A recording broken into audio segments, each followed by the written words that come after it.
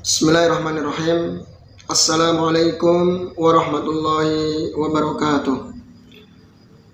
Alhamdulillah hamdan katsiran tayyiban mubarakan fih kama yuhibbu rabbuna wa yardah. Wa asyhadu an la ilaha illallah wahdahu la syarika lah.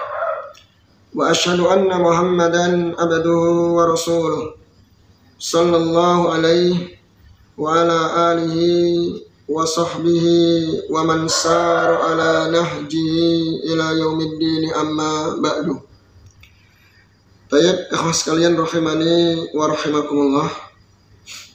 Alhamdulillah, di pagi hari ini Allah Subhanahu wa taala kembali pertemukan kita dalam sebuah majlis ilmu yang mudah-mudahan insyaallah taala majlis yang penuh berkah, majlis yang membawa ilmu yang bermanfaat, majlis yang menambah keimanan kita kepada Allah Azza wa Jalla dan ketakwaan kita kepadanya.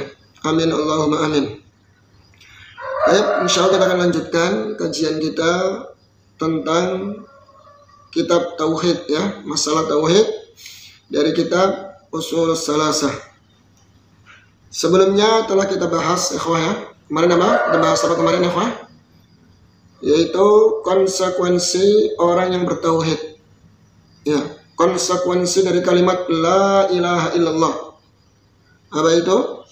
Yaitu al-bara'atu minasyirki wa ahli, yaitu dia wajib berlepas diri dari kesyirikan dan pelaku kesyirikan, ya,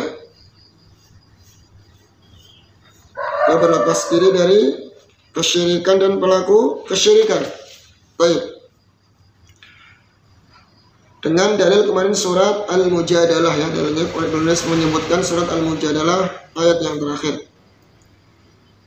Kemudian juga dari ini kita tahu bahwa dalam Islam itu ada istilah wala dan bara. Jadi, ya, wala dan bara. Apa itu wala dan bara? Insyaallah kita akan bahas, ya. Kita akan jelaskan insyaallah pelan-pelan, ya. Apa itu wala, definisinya, kemudian apa itu bara, definisinya. Jadi wala dan bara, ya, jadi al-bara'atu minasyirki wa ahli, berlepas diri dari kesyirikan dan pelaku syirik. Berarti konsekuensi daripada orang yang bertauhid adalah menerapkan wala dan bara, ya, wala dan bara. Nah, sekarang kita bahas apa itu wala. Definisi apa itu wala. Wala itu dalam bahasa Arab dari kata wala yuwalimu walatan walaan wilaan, ya. Artinya mahabbah, kecintaan, wan nusrah, menolong, wattiba, mengikuti, ya. Maka kita sering mendengar waliyullah, kekasih Allah, kecintaan Allah, kekasih Allah, walinya Allah, para aulia Allah, kekasih-kekasih Allah, kecintaan Allah. Nah, itu, ya. Jadi wala secara bahasa artinya apa? Mahabbah, kecintaan, kekasih, ya, menolong, mengikuti, itu secara bahasa, ya, secara bahasa. Sekarang apa maksud wala dalam syariat istilah? Yaitu wala artinya loyalitas. Loyalitas, kemudian cinta dan menolong sesama kaum muslimin, ya, kepada kaum muslimin. Jadi wala ini adalah mencintai, memberikan pertolongan, berloyalitas kepada kaum muslimin.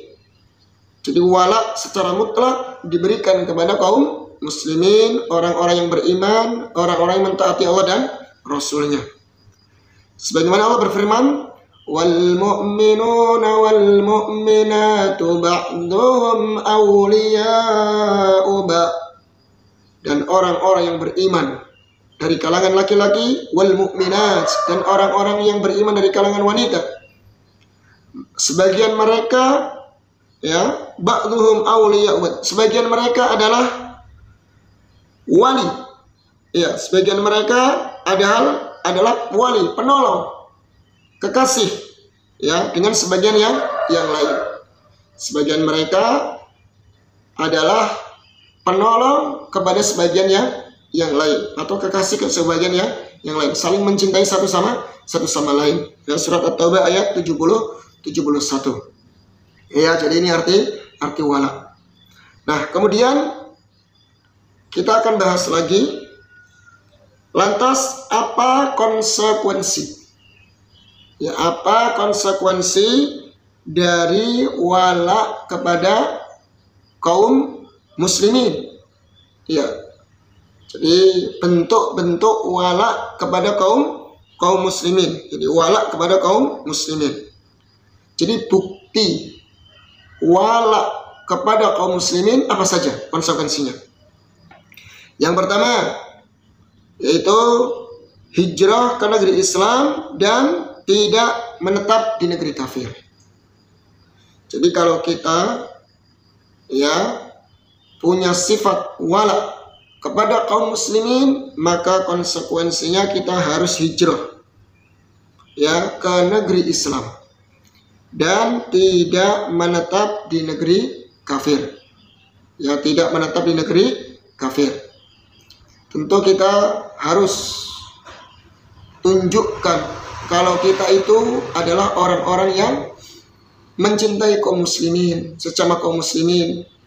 Kita juga ridho dan rela hendaknya tinggal di negeri kaum muslimin. Lebih ridho dan rela untuk tinggal di negeri kaum muslimin. Tidak kemudian menetap di negeri kafir, bahkan membangga-banggakan orang-orang kafir, memuji-muji mereka, ya, dan malah merendahkan kaum muslimin. Dan pembahasan ikhwan, ya, pembahasan terkait masalah ya tinggal di negeri orang-orang kafir, ini para ulama memberikan syarat. Ada beberapa syarat yang harus terpenuhi ketika orang hendak tinggal di negeri kafir. Atau bahasa kita ya safar, ya, safar ke negeri orang-orang kafir. Syarat yang pertama adalah dalam kondisi darurat, indat darurah, dalam kondisi darurat. Seperti apa itu? Seperti dalam berobat. Mungkin di negeri Islam dia tidak dapati ya pengobatan secanggih di negeri orang-orang kafir. Maka dokter menyarankan harus pergi ke luar negeri, ke negeri orang-orang kafir, agar untuk mendapatkan pengobatan yang lebih baik atau intensif, ya. Maka yang demikian diperbolehkan ketika ada darurat. Ya, ketika ada darurat mau ke Amerika, negara-negara kafir, silakan. Selama itu ada tujuan yang darurat, yaitu pengobatan diantaranya. Atau sebagian ulama lain juga memberikan contoh mempelajari ilmu militer. Jadi untuk membela kaum muslimin. Jadi kaum muslimin ini sekarang membutuhkan persenjataan, membutuhkan kekuatan militer ya dalam berperang yang mungkin ini tidak ada di negerinya. Maka dia boleh untuk pergi ke negeri kafir, belajar tentang ilmu militer, kemudian dibawa ke negeri kaum muslimin untuk untuk disampaikan atau untuk diajarkan kepada penduduk kaum muslimin. Ya, ini ya. Jadi ketika ada darurat, ada kepentingan, suatu kepentingan, kebutuhan tertentu, maka boleh, ya, maka diperbolehkan untuk pergi atau ke negeri orang-orang kafir. Kemudian syarat yang kedua, para ulama menjelaskan tentang bolehnya pergi ke negeri orang kafir, yaitu dia harus menampakkan ya kekuatan syiar Islam. Ya, dia berani menampakkan syiar dan kekuatan kaum muslimin. Artinya dia pergi ke sana jangan sampai kemudian terbawa dengan adat kebiasaan mereka. Dia tetap ya bisa mempertahankan syiar-syiar Islam, bisa mempertahankan ya dengan memakai pakaian muslim, menampakkan syiar-syiar Islam, menampakkan ciri khas bagi seorang muslim, ya, dan tidak terpengaruh dengan adat istiadat atau kondisi yang ada di negeri orang-orang kafir, maka ini termasuk diperbolehkan. Ya, jadi dalam kondisi darurat dan dia bisa untuk menampakkan syiar-syiar Islam di negeri orang kafir. Baik. Kemudian syarat yang ketiga, ya, syarat yang ketiga adalah termasuk bolehnya pergi ke negeri orang-orang kafir, yaitu dengan tujuan dakwah. Nah ini ya, tujuan apa? Dakwah. Jadi boleh, ya, sebagian ulama itu ada yang pergi ke negeri orang-orang kafir dengan tujuan dakwah. Dia punya ilmu dan untuk mendakwai mereka agar mereka bisa masuk Islam, atau mereka mengenal ajaran Islam kemudian tertarik dengan ajaran Islam dan mereka akhirnya bisa masuk ke dalam agama Islam. Nah, insyaallah ta'ala jika dipenuhi syarat-syarat ini, maka seseorang boleh pergi ke negeri orang-orang kafir. Namun pergi ke negeri orang kafir dengan tujuan hanya mungkin main-main, rekreasi, ya, yang itu justru akan melemahkan keimanannya, yang justru akan menunjukkan bahwa atau mencari, dia berusaha untuk di sana budaya, menukar budaya atau meniru gaya hidup mereka, ya, maka tentu ini membahayakan agamanya dan dapat merusak keimanannya. Ya, ini pembahasan tentang konsekuensi wala kepada kaum muslimin, maka mau nggak mau dia harus hijrah dari negeri orang-orang kafir dan menetap di negeri kaum muslimin yang di situ tegakkan agama Islam, yang mendengar suara adzan, yang bisa melaksanakan sholat 5 waktu. Bahkan kita sering mendengar, ya, sebagian kaum muslimin yang tinggal di sana mereka akan kesulitan. Mereka untuk sholat 5 waktu sangat kesulitan. Ya, bahkan mereka tidak mendengar suara adzan. Bahkan mereka jarang jumpai masjid, nggak ada masjid. Bahkan ada yang diintimidasi, ya, kalau seandainya mereka menegakkan syiar Islam, mereka akan terintimidasi. Maka ini semuanya maka sangat-sangat tidak diperbolehkan untuk tinggal di negeri orang kafir, karena akan merugikan agama kita sendiri. Taib, yang kedua, konsekuensi wala, berloyalitas kepada orang muslim, yaitu membela kaum muslimin dan menolong mereka. Ya, buktikan kalau kecintaan kita kepada orang-orang yang beriman, maka kita harus membela orang-orang muslim dan menolong mereka. Rasul dalam sebuah ayat Al-Quran, ya, sebuah ayat, Allah Subhanahu wa ta'ala berfirman, innamal mu'minuna ikhwatun fa aslihu baina akhawaykum. Sesungguhnya orang-orang yang beriman itu ikhwah, ya, bersaudara satu sama lain. Ya.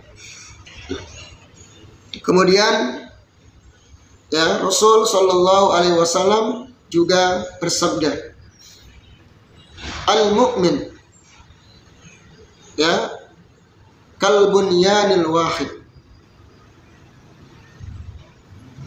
yashuddu ba'duhum ba'dha. Seorang mukmin itu bagikan apa? Mukmin dengan mukmin yang lainnya, ya, itu bagikan satu bangunan. Kal bunyanil wahid, yashuddu ba'duhum ba'dha, saling menguatkan satu sama lain, ya, saling menguatkan satu sama lain. Kemudian dalam hadis yang lain Rasulullah SAW bersabda, man yassara ala mu'sirin yassarahullahu fid dunya wal akhirah. Barang siapa yang menolong, memudahkan urusan orang lain sesama muslim, maka Allah akan mudahkan dia di dunia dan di akhirat. Wa man satara musliman satarahullahu fid dunya wal akhirah. Dan barang siapa yang menutupi aib seorang muslim, maka Allah akan tutupi aib dia di dunia dan di akhirat. Ya, dan banyak sekali, ya, dalil yang menunjukkan bahwasanya kita sesama muslim itu harus saling membela, saling memberikan pertolongan satu sama lain. Ya, itu banyak sekali. Tapi yang ketiga, konsekuensi daripada wala kepada orang-orang yang beriman, yaitu mencintai kaum muslimin sebagaimana mencintai dirinya sendiri. Sebagaimana Rasul Shallallahu Alaihi Wasallam bersabda, la yu'minu ahadukum hatta yuhibba li akhihi ma yuhibbu li nafsi.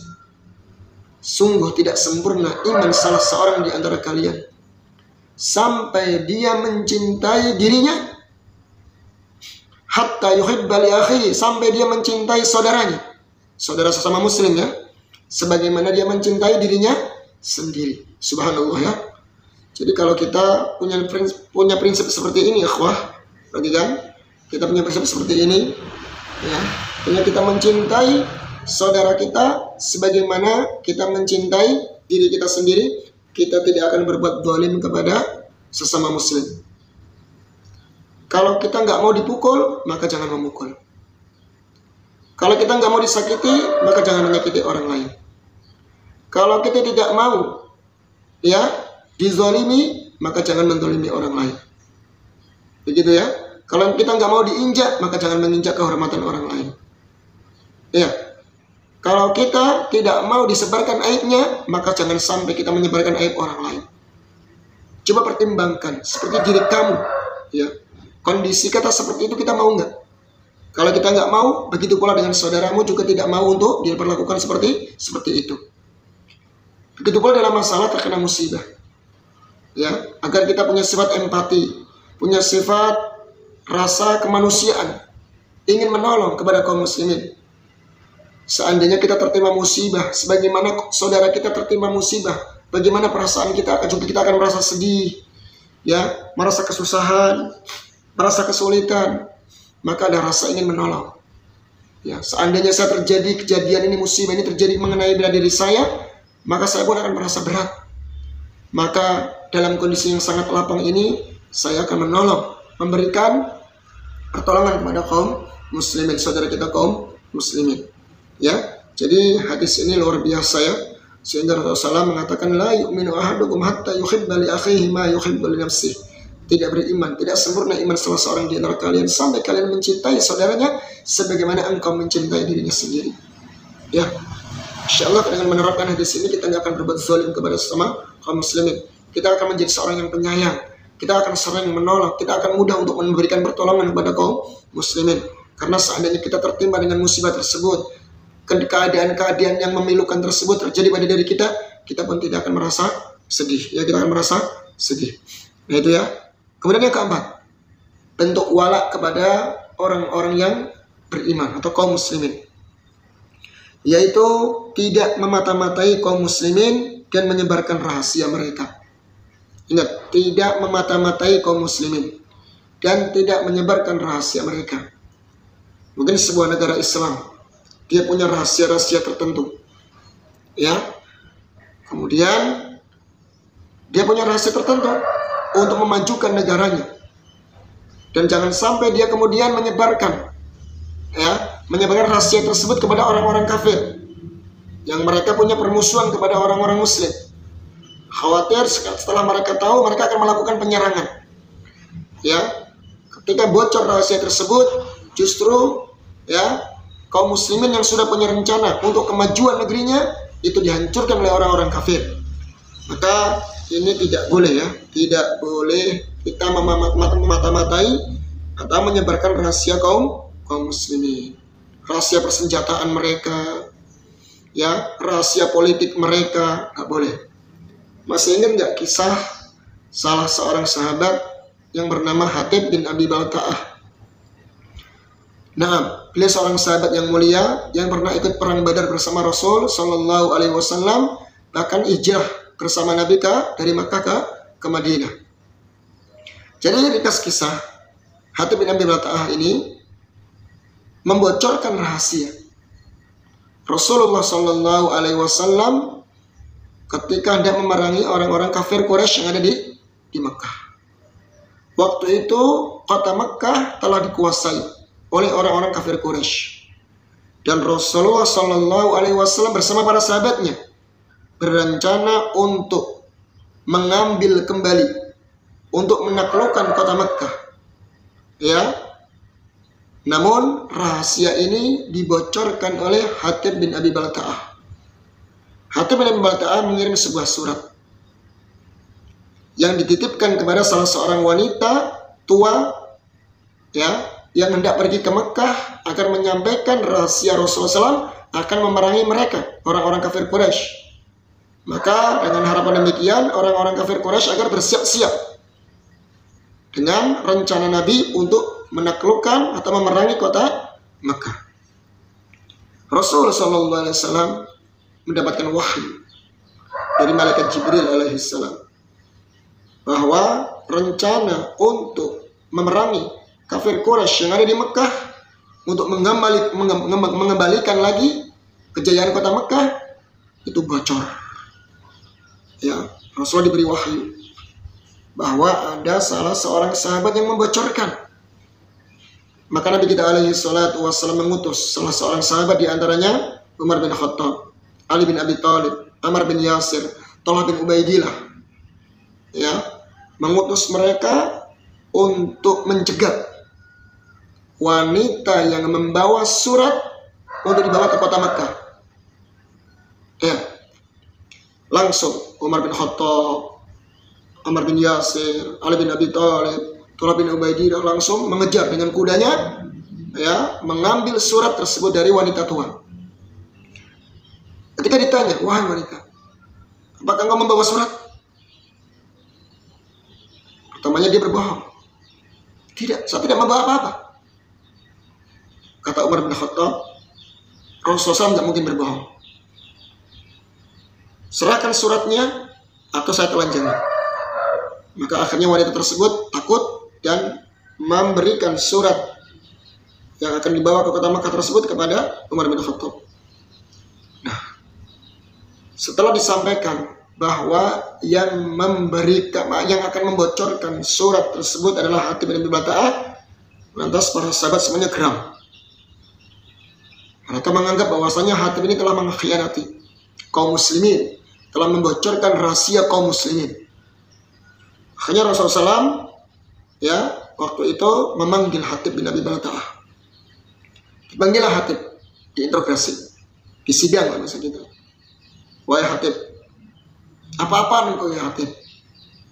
Kenapa kau rela membocorkan rahasia kita kaum muslimin yang hendak ingin memerangi orang kafir yang ada di kota Mekah? Maka Hatib dengan bahasa memalas, ya Rasulullah, tunggu dulu. Coba tunggu dulu. Jadi saya punya alasannya Rasulullah. Kenapa saya sengaja membocorkan rahasia tersebut? Orang-orang muhajirin yang mereka hijrah dari Mekah ke Madinah, mereka punya keluarga di sana yang bisa melindungi mereka di kota Mekah. Jadi orang-orang muhajirin yang hijrah bersama Nabi, yang mereka masih punya keluarga di kota Mekah, mereka bisa melindungi keluarganya dari kejahatan dan gangguan orang-orang kafir Quraisy. Sedangkan saya ya Rasulullah, saya nggak punya keluarga yang tinggal di kota Mekah. Ya, saya tidak punya kerabat, saya tidak punya orang-orang yang bisa melindungi keluarga saya yang ada di kota Mekah. Ya, jadi saya tidak punya keluarga yang bisa melindungi sebagian dari keluarga saya yang tinggal di kota Mekah. Maka dengan harapan saya membocorkan rahasia ini atau memberikan jasa kepada orang-orang kafir Quraisy di kota Mekah, mereka mau melindungi keluarga saya yang ada di kota Mekah. Kemudian Rasulullah SAW menerima udzur dari Hatib bin Abi Balta'ah. Jadi ternyata Hatib membocorkan rahasia, menaruh sifat loyalitas kepada orang-orang kafir karena urusan duniawi. Yaitu urusan agar keluarganya yang tinggal di Mekah mendapatkan perlindungan dari orang-orang kafir Quraisy. Dengan disebabkan karena membocorkan rahasia tersebut. Rasulullah SAW memberikan udzur kepada Hatib bin Abi Balta'ah. Dan Rasulullah mengatakan, lakukan apa yang kalian kehendaki. Sungguh Allah telah mengampuni dosa-dosa kalian yang pernah ikut di perang Badar. Ya, waktu itu Umar bin Khattab sudah geram. Ya Rasulullah, izinkan saya membunuh si pengkhianat ini. Tapi Rasulullah SAW mencegah Umar bin Khattab, ya, memenggal kepala orang yang telah berkhianat kepada negeri ini. Baik Umar bin Khattab, Rasulullah mencegah ya perbuatan Umar bin Khattab. Sini menunjukkan tidak boleh ikhwah ya membocorkan rahasia kaum muslimin. Ya, membocorkan rahasia kaum muslimin atau memata-matai kaum muslimin. Yaitu konsekuensi orang yang sudah wala kepada orang-orang yang beriman, maka nggak boleh memata-matai atau tajassus, bahasa kita seorang tajassus yang memata-matai kaum muslimin ya untuk disebarkan aibnya, juga tidak diperbolehkan. Kemudian di antara bentuk konsekuensi sifat wala, loyalitas kepada kaum muslimin adalah menjalankan hak-hak antara kaum muslimin seperti menjenguk orang sakit, mengiringi jenazah, dan mengucapkan salam dan yang lainnya. Sebenarnya Rasulullah SAW bersabda, hakul muslim alal muslim khamsun. Ya, hakul muslim alal muslim khamsun. Hak seorang muslim kepada muslim yang lainnya ada 5. Di antaranya raddus salam, menjawab salam. Wa iyadatul marid, menjenguk orang sakit. Jadi kalau ada kaum muslim yang sakit kita jenguk. Karena itu hak mereka yang harus kita tunaikan. Wattiba'ul janais, yang mengantarkan jenazahnya ke kuburan. Wa ijabatud dakwah, apa itu? Memenuhi panggilannya, dipanggil untuk acara walimah, diundang untuk makan di rumahnya, dan diundang dalam acara pernikahannya, maka kita penuhi panggilannya. Wa tashmitul atish, di antaranya apa? Mengucapkan ya kalimat yarhamukallah ketika ada seorang yang bersin. Jadi mendoakan ya saudara kita yang sedang bersin ya dengan yarhamukallah. Ini ya, ini termasuk hak yang harus kita tunaikan. Dan banyak lagi ya hak-hak yang lain yang harus kita tunaikan sesama kaum muslim. Ini di antara 5 konsekuensi untuk wala kepada orang yang beriman atau orang-orang muslim. Insyaallah ini kita bahas ya besok, pembahasan tentang apa hukum wala kepada orang-orang kafir ya. Apa hukum wala kepada orang-orang kafir. Mungkin demikian yang bisa disampaikan. Mohon maaf atas segala kekurangan. Subhanakallahumma wa bihamdik asyhadu an la ilaha illa anta astaghfiruka wa atubu ilaik. Wassalamualaikum warahmatullahi wabarakatuh.